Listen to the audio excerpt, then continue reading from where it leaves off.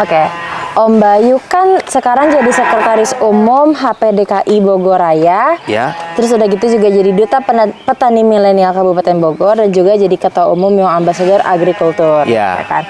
Om Bayu emang latarnya, backgroundnya sebagai apa? Jadi kayak peternak gitu, atau emang sebelumnya ada background lain? Sebenarnya kalau background saya sendiri ekonomi sebenarnya. Oh. Background saya ekonomi, dari keluarga pun tidak ada background peternakan, pertanian itu tidak ada. Oh gitu? Ya, saya S1 ekonomi manajemen dan 10 tahun juga kerjanya di perbankan. Oh, gitu. terus kenapa tiba-tiba jadi ke peternakan? Kan dari ekonomi ke peternakan jauh banget dong. Pasti. Ke peternakan gitu, itu gimana ceritanya? Sebenarnya gini, karena basicnya kita orang ekonomi ya, dan dulu 10 tahun juga kerjanya di perbankan dan di marketing, jadi yang saya lihat itu adalah potensi sebenarnya. Oh gitu. Potensi yang ada, yang terbesar tuh apa sebenarnya kalau kita mau usaha gitu kan. Nah, kebetulan waktu itu terbesit kepikiran, coba deh kalau di peternakan itu gimana gitu.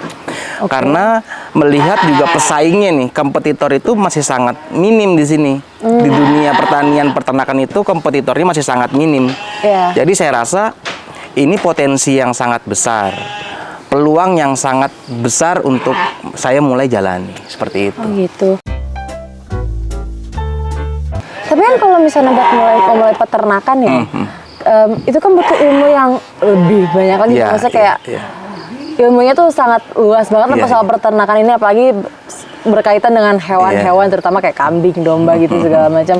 Itu Om belajar lagi dari nol atau Om punya kenalan, akhirnya Om belajar sama beliau kayak gitu? Sebenarnya memang kalau kita mau menjalani suatu bisnis, memang kita kan harus berilmu ya, karena kan ilmu itu kan mahal ya. Jadi kalau kita mau sukses ya kita harus dasari dengan ilmu sebenarnya. Tapi karena memang waktu saat itu saya itu sudah mulai menjalani bisnisnya, memahami bisnisnya, sebenarnya itu berternak itu hal yang mudah sebenarnya. Sebenarnya beternak itu adalah hal yang mudah untuk kita ya, gitu. Yang susahnya adalah menjalani bisnisnya justru. Banyak peternak yang gagal karena dia tidak tahu bisnisnya seperti apa, alur bisnisnya seperti apa, gitu. Jadi hanya fokus ke beternak aja. Hanya fokus ke ternaknya setiap hari, tapi tidak tahu bisnisnya itu seperti apa. Nah itu yang kadang-kadang harus kita kasih edukasi nih ke teman-teman yang lain gitu. Jadi selain kita memikirkan ternaknya, ya kita juga harus memikirkan bisnisnya. Karena kan ini itu kan kita bukan berternak, tapi berbisnis di dunia peternakan. Seperti itu. Ya pastinya justru di awal memang saya banyak belajar justru ke teman-teman silaturahmi bagaimana sih berternak itu, lihat dari YouTube. Ya saya gali potensi, gali ilmu dari teman-teman dari YouTube dan lain-lain seperti itu. Oh gitu. Om memulai bisnis peternakan ini dari kapan Om? Saya sebenarnya mulai berkecimpung menjual domba kambing itu di tahun 2018. 2018. Itu saya mulai dari lapak pinggir jalan di momen Idul Adha. Gitu. 2 tahun berjalan, di tahun 2020 saya sudah membangun peternakan ini. Bangun peternakannya langsung di sini atau dulu ada di tempat lain? Di sini. Kalau peternakannya langsung di sini. Tapi untuk lapak kurbannya itu di wilayah Bekasi saat itu. Om memulai bisnis ini dari berapa kambing dulu Om? Dulu di lapak kurban itu Idul Adha di pinggir jalan ya, itu saya start dari 50 ekor. 50 ekor? 50 ekor. Tahun 2020 saat saya bangun kandang ini, itu pun saya startnya dari 150 ekoran kurang lebih. Oh gitu? Iya. Terus kalau sekarang udah ada berapa ekor Om? Alhamdulillah kalau populasi full ya, itu kurang lebih 2000 lebih sedikit lah. 2000? Populasinya, iya. Jadi full gitu, sekandang-kandang ini 2000? Iya, 2000. Wow. Karena ini kan kebetulan lagi setelah Idul Adha ya. Setelah Idul Adha, jadi memang ada beberapa kandang yang kosong seperti itu. Karena kemarin sudah kita keluarkan di Idul Adha. Nah, ini sedang kita tahap untuk mengisi kembali nih, seperti itu. Terus Om, maksudnya kan kayak bisnis peternakan kan susah. Awal-awal Om mulai bisnis tuh apa sih up and down-nya kayak gitu-gitu? Pasti ya namanya usaha ya. Apa aja usaha itu pasti ada titik terendahnya. Iya benar. Ada kerugiannya gitu pasti. Mau usaha apapun. Jadi kalau emang orang nggak mau rugi ya nggak usah usahakan gitu ya. Mindsetnya harus kita ketahui dulu. Tapi kalau di peternakan ini karena memang dulu awalnya background saya bukan peternakan, ilmu saya masih sedikit, polanya masih belum ketemu, tingkat kematian itu tinggi saat itu. Dan dulu itu kan saya belum punya market yang luas, gitu. Jadi hal ini yang membuat bagaimana sih nih gue punya ternak tapi nggak bisa ngejual gitu. Nah itu sebenarnya ada di titik itu, titik terendahnya saat itu. Kan Om belajar nih kan. Awalnya itu Om langsung turun ke lapangan, apa Om ya minta orang gitu kayak bantuin, tolong ini segala macam, apa Om ya udah langsung ikut turun tangan juga? Sebenarnya kalau dari awal saya itu single factor. Sampai saat ini pun saya single factor. Semua saya tangani sendiri. Oh iya? Ya, karena memang usaha itu tidak bisa ada yang autopilot. Gitu. Jadi tolong buang asumsi bahwa usaha ternak itu bisa kok autopilot, bisa kita serahkan ke orang lain, itu nggak bisa. Kayak asal kita punya uangnya kita bayar orang aja, itu nggak bisa? Itu nggak bisa. Tetap kita sebagai pemilik itu harus benar-benar in charge di farm ini gitu, nggak bisa kita tinggal gitu. Makanya tidak heran kalau misalkan memang saya hampir setiap hari ada di farm ini. Seperti itu, walaupun rumah saya tadi di Jakarta, peternakan saya di Bogor, itu hampir setiap hari saya pulang pergi. Seperti itu. Itu dombanya dimandiin dong? Iya, jadi memang di sini treatment karena fokus saya itu kan di penggemukan, di fattening. Jadi fattening itu ada beberapa treatment awal. Sebelum domba itu kita gemukan, itu treatmentnya di awal itu pertama, setelah domba masuk, kita timbang ulang. Setelah kita timbang ulang, hari berikutnya itu sudah kita kasih vitamin. Vitamin, obat cacing, dan lain-lainnya. Seperti itu. Setelah itu kita biarkan selama 1 minggu. Rutin tuh dikasih vitamin dan lain-lainnya? Hanya 1 kali di awal. Iya, hanya 1 kali di awal kita kasih vitamin, suplemen. Nanti kita biarkan selama 1 minggu. Setelah 1 minggu dia adaptasi kandang, adaptasi cuaca, adaptasi pakan, baru kita cukur. Kita cukur dan kita mandikan. Sudah kita diamkan selama masa penggemukan itu. Oh gitu. Kan Om rumahnya tadi di Jakarta. Kandangnya di Bogor. Kenapa memilih kandangnya di Bogor, terutama di sini kan jauh banget ya? Jauh banget, kesini aja jalannya tadi. Wah, sebenarnya saya tidur sih, tadi bapak saya nyetir. Cuma kerasa aja jauhnya gitu. Jadi memang gini ya, saya memilih kandang yang jauh dari rumah atau jauh dari lingkungan sebenarnya. Karena kan mengingat kalau kita mau berusaha, berbisnis, pastikan yang kita ngelihat itu jangka depan, jangka panjangnya. Jangka panjangnya ini kita bisa nggak sih ini jadi peternakan yang besar gitu. Otomatis kalau kita sudah berpikir ke depannya akan menjadi peternakan yang besar, populasi yang banyak, kan tidak mungkin kalau lokasi kandang itu dekat dengan pemukiman. Iya benar. Nah gitu, jadi di awal itu saya sudah memikirkan itu gitu. Jadi saya memilih lokasi kandang yang memang jauh dari pemukiman. Agar tidak mengganggu lingkungan di sekitar, seperti itu. Berarti Om sebelum masuk ke bisnis peternakan itu benar-benar udah disiapin matang-matang banget ya Om ya, kayak dari mulai lokasinya mau di mana, udah gitu mulai dari start berapa, ternaknya kayak gitu ya Om? Pasti, ya itu kembali yang tadi saya sampaikan di awal. Iya. Strategik bisnisnya yang harus kita pelajari. Gitu, polanya nanti seperti apa.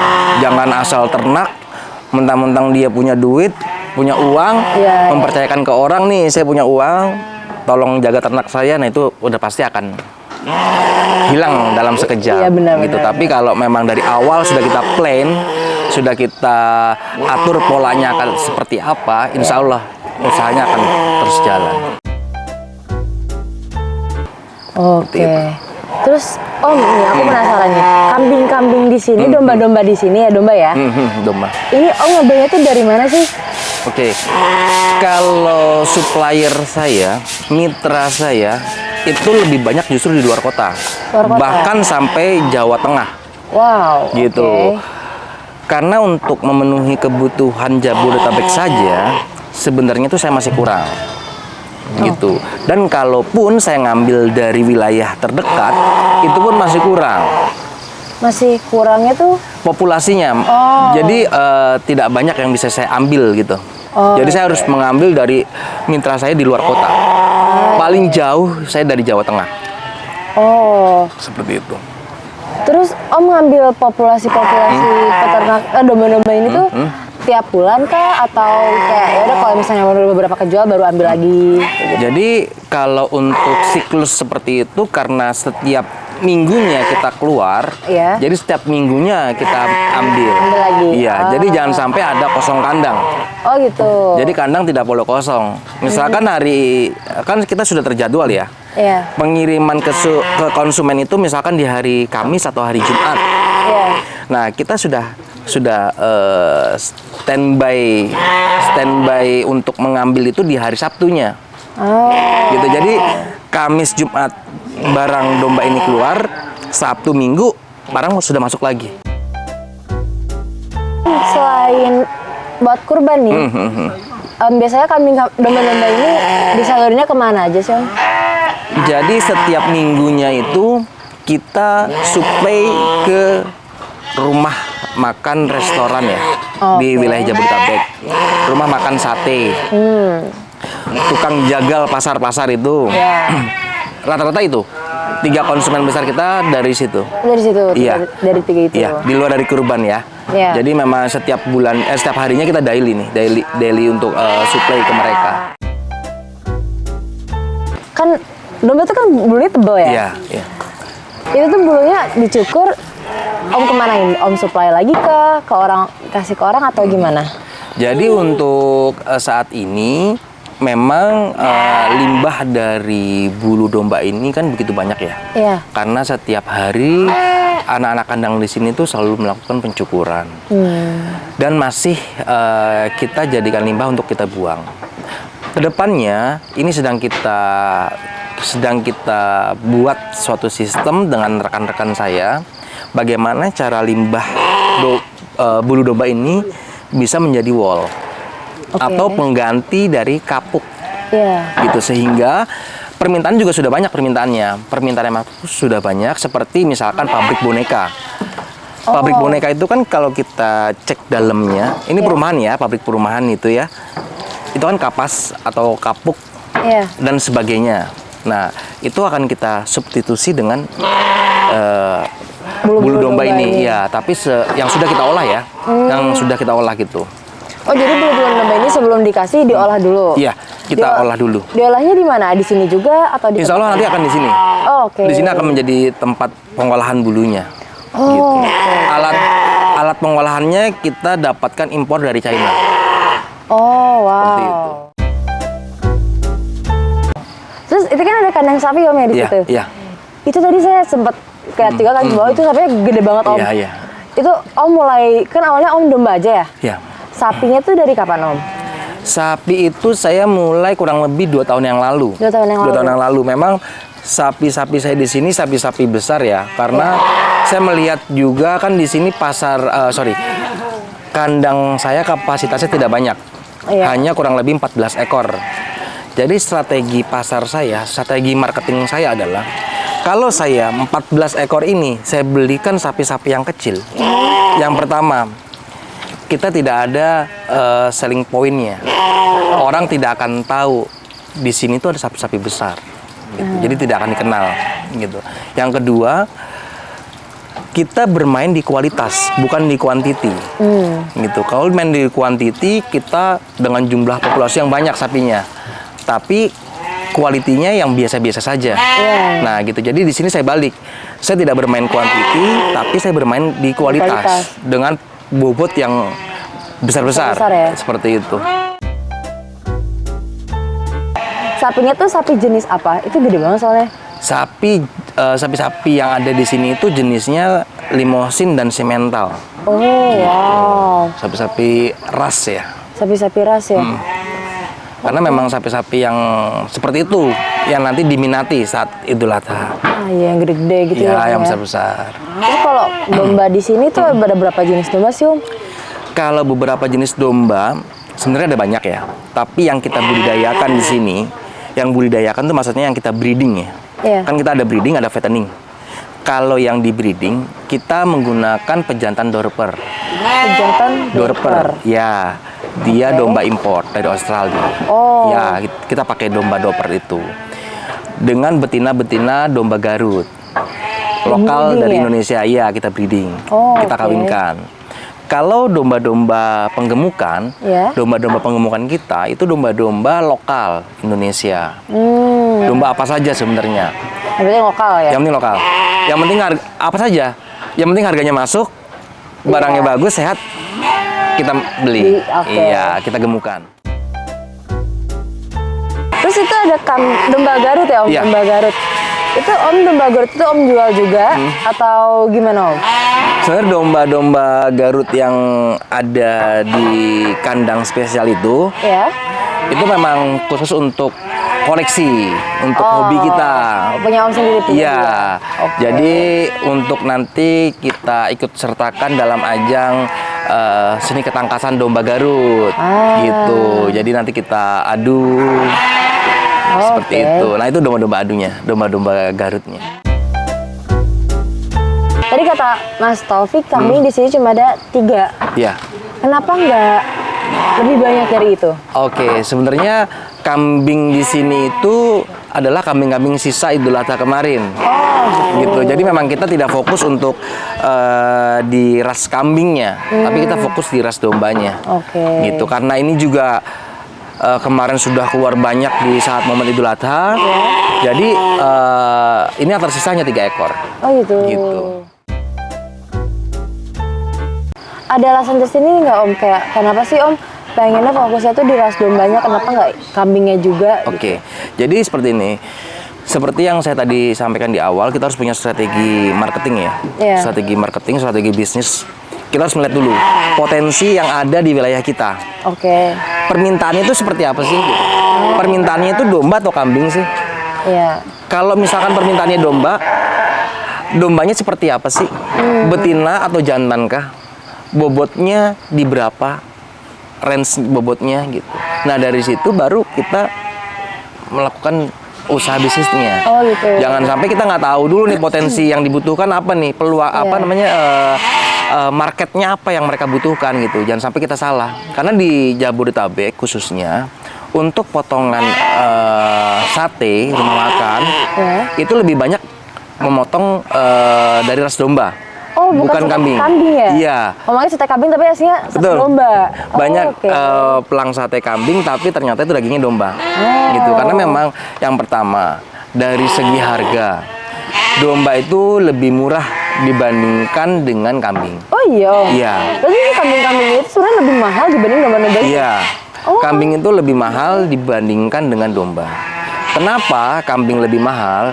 Jadi diyakini berdasarkan analisa kita, karena memang kambing itu tingkat adaptasinya lebih sulit dibandingkan dengan domba. Gitu. Jadi perawatannya lebih ekstra. Kalau misalkan kambing ini pengobatannya misalkan butuh 5.000, butuh 10.000, domba itu mungkin hanya 5.000. Seperti itu. Pakan mereka sangat memilih kalau kambing. Oh gitu? Iya. Nggak semuanya dimakan? Nggak semuanya mau dimakan. Tapi kalau domba, apa saja dimakan. Jadi dari situlah makanya kenapa banyak orang berternak domba dibandingkan dengan kambing. Oh gitu, aku kira tuh kayak domba tuh lebih mahal dan lebih susah perawatannya dibanding kambing loh. Domba lebih mudah, apalagi dengan ini ya iklim cuaca. Mengaruh juga. Mengaruh. Domba itu lebih kuat daya tahan tubuhnya dibandingkan dengan kambing. Seperti itu, makanya jarang ada orang yang memelihara kambing dan membudidayakan kambing. Oh gitu. Oleh karena itu harganya semakin tinggi. Di sini kan banyak nih ya, maksudnya domba-dombanya kan banyak banget. Ada nggak sih Om yang sakit lah kayak gitu, sakit apa sih? Kalau yang kemarin tuh virus antraks, kayak gitu juga PMK. Ya. Alhamdulillah tahun lalu sapi kita tuh mati 4 ekor karena PMK. Ya ampun. Yang besar-besar. Ya ampun saya. Gitu. Jadi memang kita tidak bisa tidak bisa menghindar dari penyakit virus atau bakteri itu kita tidak bisa menghindar. Jadi di sini yang kita lakukan adalah pencegahannya. Gitu, pencegahan ya, karena lebih baik daripada mengobati. Betul. Makanya tadi saya sampaikan di awal bahwa setiap domba yang masuk 1 hari kemudian itu sudah kita suntik vitamin, antibiotik, obat cacing, apa segala macam supaya mencegah penyakit bawaan yang datang dari kandang sebelumnya, seperti itu. Ini Om, tadi kan ada domba Australia sama domba lokal. Ya kan, itu hasilnya tuh jadi kayak domba apa? Maksudnya kalau misalnya di kucing-kucing kayak gitu, ini jadi hasilnya Persia apa, Anggora apa, ya kan? Kalau di domba kayak gitu ada nggak sih? Kalau di domba itu sebenarnya kita menyebutnya F1, F2, F3, F4 keturunannya. Jadi misalkan domba full blood, yang full blood dari luar, kita kawinkan dengan lokal. Itu pertama kali anaknya menjadi F1. Jadi untuk generasinya itu masih di 25% darah campuran luarnya. Masih 25%. Itu F1. Nanti anaknya F1 ini dikawinkan kembali nih dengan full bloodnya. Nanti jadinya F2. Sudah 50% tuh. Gitu, sudah 50%. Nanti F2 dikawinkan lagi dengan full bloodnya, itu menjadi F3. Begitupun seterusnya sampai F4. Nanti ada F5 yang sudah menyerupai dengan asli importnya. Seperti itu. Jadi si hasil perkawinan beda ras, beda ras tuh ya, beda negara. Beda negara. Tujuannya biar menyerupai sama domba impor domba asli impornya. Karena apa? Karena kan kita menyilangkan itu kan pasti punya tujuan kan. Tujuannya adalah untuk supaya memperbaiki genetik yang ada di domba lokal. Misalkan domba lokal itu genetiknya dagingnya nggak banyak, terus kenaikan bobotnya tidak maksimal. Nah, kita kawinkan nih, kita silangkan dengan domba impor yang genetiknya pedaging. Jadi diharapkan nanti domba lokal ini menjadi genetik pedaging juga, gitu, yang dapat menghasilkan daging yang berkualitas seperti itu. Ini Om rencananya kedepannya bakal ada di bisnis peternakan ini bakal merambah lagi nggak sih Om, kayak Om bakal bikin pabrik buat susu dombanya atau apanya kayak gitu? Pastinya kita kalau berbisnis pasti juga memikirkan ekspansi bisnisnya ke depan. Kita sudah pikirkan. Yang pertama, insya Allah dalam waktu dekat kita akan sudah memulai produksi untuk pupuk organik. Pupuk organik. Selama ini kan pupuk yang ada di sini itu hanya pupuk mentah ya. Yang dimanfaatkan oleh petani-petani di sekitar. Nah, nanti kedepannya kita akan olah menjadi pupuk organik, pupuk kemasan yang bisa kita jual keluar dari peternakan ini, gitu, dari pedesaan ini. Gitu. Jadi diharapkan itu juga dapat menjadi pasar yang potensial buat kita nanti. Terus kita juga akan membuat pabrik pakan untuk menjual pakan yang kita produksi sendiri gitu. Karena kan sekarang ini untuk memenuhi kebutuhan beberapa orang saja tuh kita masih belum siap karena memang belum fokus kita untuk menjual pakan kan. Tapi kedepannya kita sudah mulai ingin membuat produksi pabrik pakan untuk mensuplai minimal Jabodetabek dulu. Kalau misalnya nih Om, ada teman-teman yang misal poppers nih pengen belajar soal peternakan, bisa nggak sih ke Om gitu, ke ke SRR ya, Farm, ya. SRR Farm ini? Sangat boleh, sangat bisa sekali. Jadi memang tempat ini itu alhamdulillahnya nanti di bagian ujung itu sedang kita bangun learning center. Oh, oke. Di luar kandang ini di sebelah sana. Di balik ujung. tembok itu ya? Iya, balik tembok tuh. Oh, oke. Itu progresnya mungkin sudah mencapai 60% lah. Itu hanya tinggal bangun pendopo. Nanti itu akan menjadi learning center kita. Karena selama ini kan kita ini menerima mahasiswa PKL ya. Iya. Gitu, mahasiswa PKL. Dan diharapkan karena banyak permintaan, Pak, ini ada pedesaan kelompok tani yang ingin belajar, yang ingin sharing bersama. Tempat kita tidak memadai. Jadi mulai tahun ini, alhamdulillah kita sudah mulai progres pembangunan learning centernya. Jadi nanti itu tempat untuk kita belajar bersama. Gitu. Karena saya juga masih proses belajar, gitu. Jadi kita sharing. Jadi kalau misalnya ada teman-teman poppers nih yang pengen belajar soal peternakan dari nol, bisa ke Om Bayu, ke SRR Farm ini. Ya, pasti bisa. Sangat welcome. Terus Om, menurut Om nih, apa yang bikin SRR Farm ini, yang membedakan SRR Farm ini dengan peternakan-peternakan lain? Saya rasa hampir setiap peternakan itu mempunyai cara mereka sendiri-sendiri ya. Cara mereka untuk beternak tuh memiliki caranya sendiri-sendiri. Tapi yang membedakan peternakan saya dengan yang lain adalah konsistensi. Ya, karena dari awal sampai saat ini saya masih fokus ke dunia penggemukan, di dunia fattening gitu. Jadi ini juga masukan ya buat teman-teman yang lain. Jadi kalau kita mau sukses sebenarnya, mau berhasil, ya kita fokus dulu pada satu bidang. Fokus aja dulu satu bidang gitu. Satu bidang dulu aja difokusin sampai benar-benar kita menjadi ahlinya. Karena untuk penggemukan ini aja saya baru menemukan polanya itu di 2 tahun loh. Oh gitu. Iya. Di 2 tahun itu saya banyak proses belajar, proses rugi itu banyak. Gitu. Jadi sebenarnya banyak teman-teman yang gagal itu karena dia di awal sudah tidak fokus. Mau fattening, mau breeding, jadi kayak mau kemana-mana. Iya, jadi tidak fokus. Jadi saya itu alhamdulillah dari awal sampai saat ini masih fokus di fattening. Nanti alhamdulillah yang lain itu bisnis yang lainnya mengikuti gitu. Kayak pakannya mengikuti, pupuknya mengikuti, breedingnya mengikuti. Jadi sekarang itu alhamdulillah apa yang lo mau, gua ada gitu. Kalau kita dari awal sudah tidak fokus ya saya rasa tidak akan bisa berkembang terus. Soalnya udah bunga lah ya bahasanya mah. Yang ini belum selesai, sudah mikirin yang ini, sudah mikirin yang ini, nah itu tidak fokus. Udah gitu juga ilmunya beda lagi ya.